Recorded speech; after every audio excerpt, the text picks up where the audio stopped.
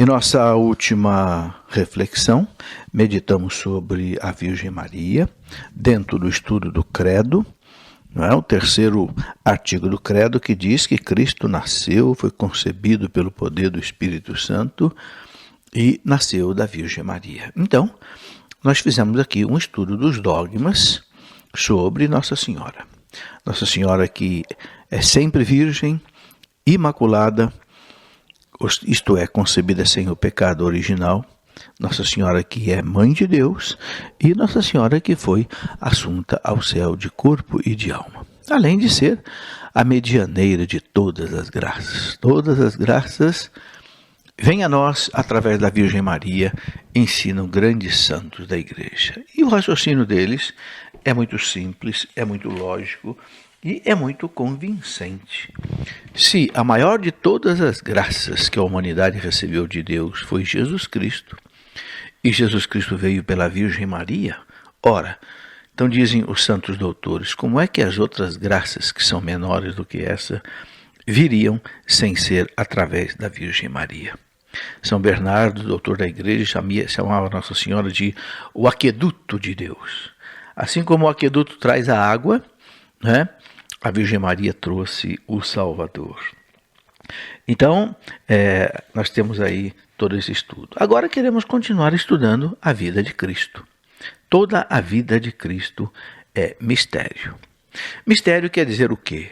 Não é alguma coisa no sentido de impossível de acontecer. Não, mistério é alguma coisa que nós não conseguimos compreender 100%. Ultrapassa a nossa inteligência. Entende? É um mistério. E a vida de Cristo é um mistério porque Cristo é Deus, né? Quando o Credo fala do Cristo, fala dos mistérios da encarnação, né? A sua conceição no seio da Virgem Maria, nascimento, da sua Páscoa, sua paixão, crucificação, morte, sepultamento, a descida à mansão dos mortos, a ressurreição e a ascensão, né? Então, são coisas que ultrapassam o nosso entendimento completo.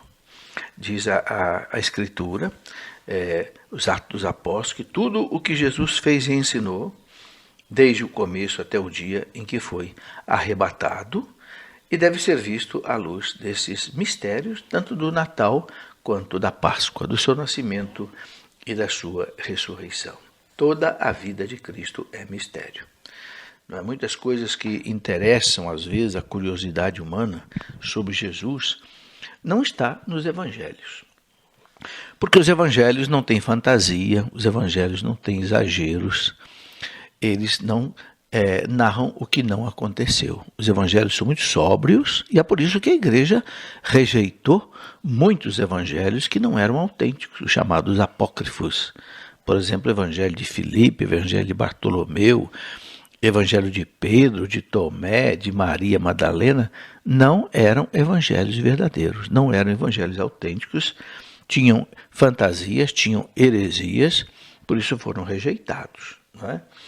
Por isso, os evangelhos eles falam um pouco, mas falam o essencial da vida de Jesus. Os evangelhos não foram escritos para falar de Maria, de José, não, foram escritos para falar de Jesus. Quando entra algum outro personagem, é apenas para clarear aquilo que aconteceu de Jesus. Né? São João diz bem claro, o que foi escrito nos evangelhos foi para crerdes que Jesus é o Cristo, o Filho de Deus, e para que crendo nele tenhais então a vida em seu nome. Está lá em João 30, em João 20, 31, e São João diz que muitas outras coisas Jesus fez e que não estão escritas neste livro. Então, os evangelhos foram escritos por homens que estiveram entre os primeiros testemunhos, né, da fé em Jesus Cristo e que queriam compartilhar essa fé com os outros e que depois deram a vida por esta fé, como nós vemos nas narrativas da vida dos apóstolos, a maioria deles que morreu martirizado. Bem, há alguns traços comuns nos mistérios da vida de Jesus. Toda a vida de Cristo, primeiro, é uma revelação do Pai. Esta é uma primeira observação que a gente faz. As palavras de Jesus, os seus atos, os seus silêncios, né? A sua oração, o seu sofrimento, a sua maneira de ser e de falar, né? Era uma revelação do Pai. Jesus disse bem claro: quem me vê o Pai. Tomé, ou Filipe, né? Filipe perguntou para Jesus: Jesus, mostra-nos o Pai. Mas Filipe: quem me vê o Pai. Está lá em João, né? 14:9. E o Pai pôde dizer também: este é o meu filho, o bem-amado. Ouvi-o. Lá em Lucas 9:35, você vê isso, lá na transfiguração. Né? Então Jesus revela o Pai com muita profundidade. Toda a vida de Cristo também foi para nós um mistério de redenção, mistério de salvação. Cristo veio para nos salvar. São João apresentou Jesus ao mundo como o Cordeiro de Deus que tira o pecado do mundo. Por isso a redenção nos vem, antes de tudo, pelo sangue da cruz. Mas esse mistério está em ação em toda a vida de Cristo, já em sua encarnação. Nós podemos ver, ele ali pobre nos enriqueceu com sua pobreza, de São Paulo. Já era o começo do mistério da salvação. Na sua vida oculta, lá em Nazaré, né, por sua submissão aos seus pais, que ele mesmo criou, serve de reparação para a nossa insubmissão, a nossa desobediência, e em sua palavra, que purifica os seus ouvintes, também ele está nos salvando pelos seus ensinamentos, pelo Sermão da Montanha, pelo Evangelho. Também nas suas curas, nos exorcismos que ele faz, né, pelos quais ele carregou, como diz São Pedro, as nossas fraquezas, as nossas doenças. Está lá em Mateus 8,17, né? São Pedro coloca isso bem claro. O profeta Isaías diz que ele foi aquele que carregou em si as nossas enfermidades. Lá em Isaías 53,4, você vê isso.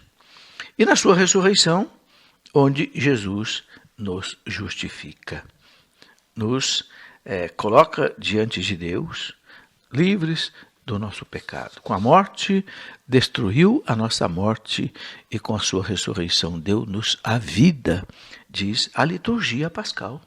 Na oração eucarística diz assim. Há uma expressão muito bonita dessa, né, na própria liturgia. A gente sabe que a liturgia reza conforme crê. É aquele dito da igreja, lex orandi, lex credendi.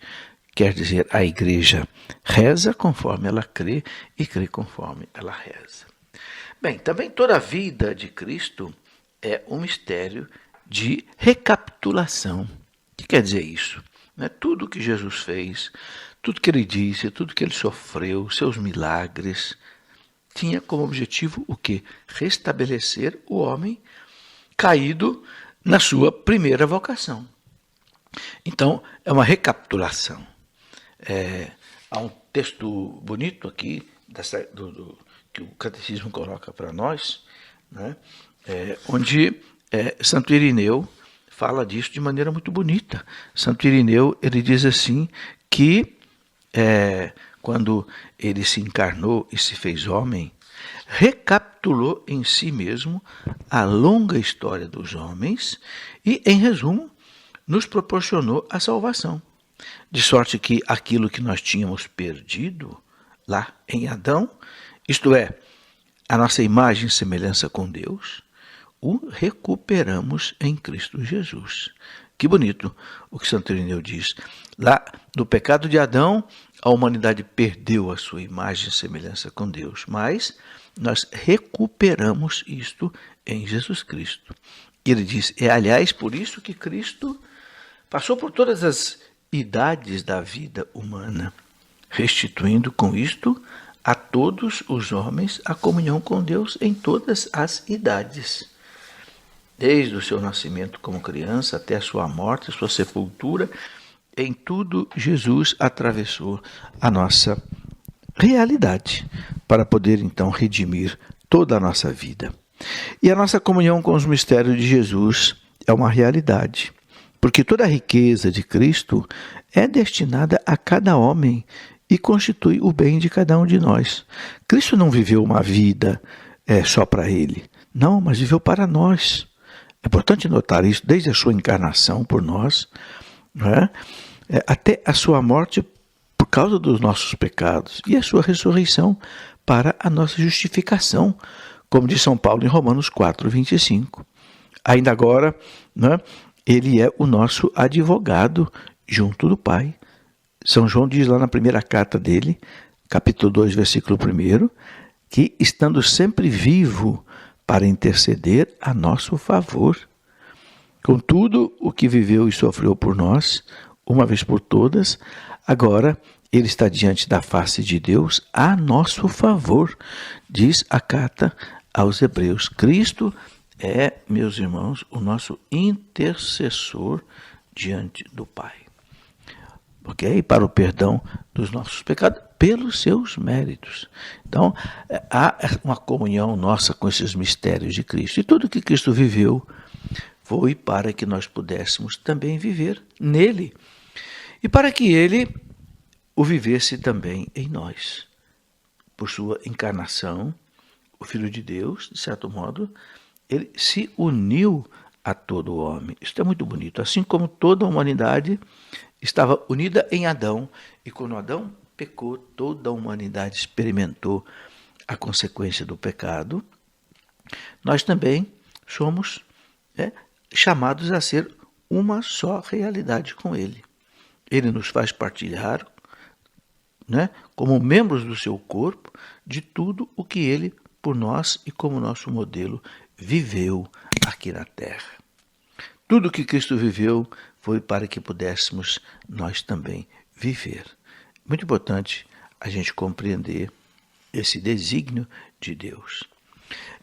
Uma citação que o Catecismo traz aqui para nós, muito importante, exatamente de um grande santo da igreja chamado São João Eudes. Ele diz assim: devemos continuar e realizar em nós os estados e os mistérios de Jesus, e pedir-lhe muitas vezes que os complete e realize em nós e em toda a sua igreja. Pois o Filho de Deus deseja conceder uma certa participação e fazer com que uma extensão e continuação de seus mistérios em nós e em toda a sua igreja, pelas graças que quer comunicar-nos e pelos efeitos que quer operar em nós por seus mistérios. Por estes meios, quer realizá-los em nós. Estamos unidos a Cristo, por isso que nós podemos ser intercessores junto com Cristo. Os santos podem ser intercessores junto com Cristo. E eu já expliquei que a nossa intercessão, a nossa mediação, não substitui, não anula, não despreza a intercessão de Cristo. Pelo contrário, a valoriza. Porque a nossa intercessão, a nossa mediação tem valor por causa da mediação de Cristo. Se não fosse a mediação de Cristo, nenhuma outra intercessão teria poder. Porque, como diz São Paulo, ele é o único mediador entre Deus e os homens. Ou seja, ele é a ponte entre Deus e os homens. E queremos agora estudar um pouco dos mistérios da infância de Jesus. Depois queremos estudar o mistério da vida pública de Jesus, a vida oculta primeiro, depois a sua vida pública, o seu batismo, a tentação que ele sofreu no deserto, o reino de Deus que ele anunciou, e depois também tudo aquilo que ele padeceu, ele sofreu, depois de passar pela sua transfiguração, a sua subida a Jerusalém, aquela entrada triunfante em Jerusalém, e depois nós vamos ver que ele padeceu sob Pôncio Pilatos, foi crucificado, morto e sepultado, mas aí já é o artigo 4º lá do credo. Bom, vamos comentar um pouco sobre a infância de Jesus. É muito interessante Jesus ter nascido criança. Como Deus, ele podia ter vindo ao mundo de qualquer jeito, Não é porque para Deus nada é impossível, não, mas ele quis nascer como nós. Na plenitude dos tempos, disse lá o apóstolo São Paulo, Deus enviou seu Filho ao mundo nascido de uma mulher, sujeito à lei, para resgatar todos aqueles que estavam sob a lei e para nos conceder a adoção filial, ou seja, fazendo-se nosso irmão, fazer com que cada um de nós se tornasse, por adoção, filho de Deus. Então, meus irmãos, a vinda de Jesus, a vinda do Filho de Deus à Terra é o maior acontecimento da história da humanidade e que Deus preparou através de muitos séculos, através, né, da vida do povo judeu, todos aqueles ritos e sacrifícios, figuras e símbolos daquela primeira aliança, tudo Deus faz convergir para o Cristo. Tudo era apenas sinal, preparação e desperta, né, um chamado à vida. São João Batista, como eu disse, o precursor, ele anuncia Jesus, né, principalmente como o Cordeiro que tira o pecado do mundo. Jesus veio para tirar o pecado do mundo. Não veio para outra coisa. Não veio para só fazer milagres, não veio só para, não sei, implantar uma justiça na terra. Não, ele veio sobretudo para arrancar o pecado do mundo. Porque o pecado entrou por Adão e Eva e foi o pecado que desgraçou a humanidade. Então Cristo vem para tirar o pecado. A igreja diz que negar o pecado original é também negar a redenção de Cristo. Não podemos de jeito nenhum. Então, como diz o Evangelho, precedendo a Jesus com o espírito e o poder de Elias, então João Batista dá aquele testemunho maravilhoso de Jesus. Ele é o Cordeiro de Deus que tira o pecado do mundo. É preciso que ele cresça e eu diminua, diz São João Batista. Que frase bonita é esta? É preciso que ele cresça e eu diminua. Nós todos temos que dizer para nós essa frase. Eu como cristão, eu como catequista, eu como pregador, é preciso que eu desapareça, eu diminua e ele cresça, ele apareça. Porque eu não posso salvar ninguém. Quem salva é Jesus. Então eu não tenho que aparecer. Eu tenho que ficar escondido. Quem tem que aparecer é Jesus. Mas Jesus nasceu naquele estábulo, né? Aquela gruta fria lá de Belém. Que coisa impressionante. Não teve nenhum berço para nascer, nenhuma casa. Nasceu lá no meio daquelas testemunhas simples, né? As primeiras testemunhas, os pastores. E é nesta pobreza que ele manifesta a glória de Deus. Os anjos aparecem para, né, os pastores dizendo, hoje a Virgem concebeu, deu à luz, né, o Cristo Jesus. Glória a Deus nas alturas e paz na terra aos homens de boa vontade. Então, é impressionante, meus irmãos, a celebração do Natal. Nós vemos que não há, na história da humanidade, um fato mais importante. É por isso que a história do mundo está dividida em duas partes, antes de Cristo e depois de Cristo. Jesus, então, se faz criança, humilde, né, pequeno, né, mas ali está o próprio Deus. Nos braços de Maria, nos braços de José, esse admirável mistério, né, que nós não conseguimos compreender profundamente. Nenhum de nós, meus irmãos, hoje pode duvidar do amor de Deus.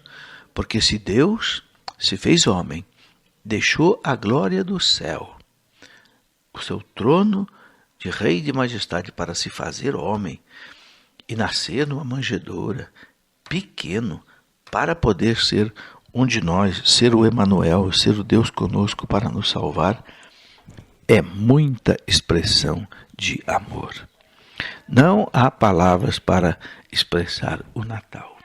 O Natal é o grande presente que o Pai nos deu, a encarnação do seu Filho amado.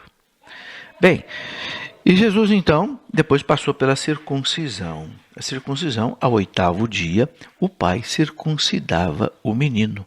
Era uma marca que Deus tinha colocado para todo o menino do povo judeu. Era o corte do prepúcio, aquela pelezinha que recobre a cabeça do pênis da criança. Era chamada circuncisão. E cabia ao pai fazer esta circuncisão e dar à criança o nome. E quem fez isso foi São José. E teve a glória, a alegria de dar ao menino o nome de Jesus. É claro que São José sofreu para fazer aquilo, porque ele teve que derramar o sangue de Jesus na circuncisão. Mas era uma norma. Então ele o fez, mas teve a alegria de dar a Jesus o seu nome. Depois tivemos a Epifania.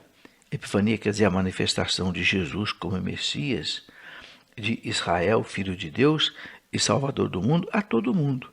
Então, ele recebe a visita daqueles reis magos vindos lá do Oriente. E nesses magos, representantes das religiões pagãs, que muitas delas já conheciam o judaísmo, por causa da fama do povo judeu, o Evangelho vê aí as primícias das nações que acolhem a Boa Nova.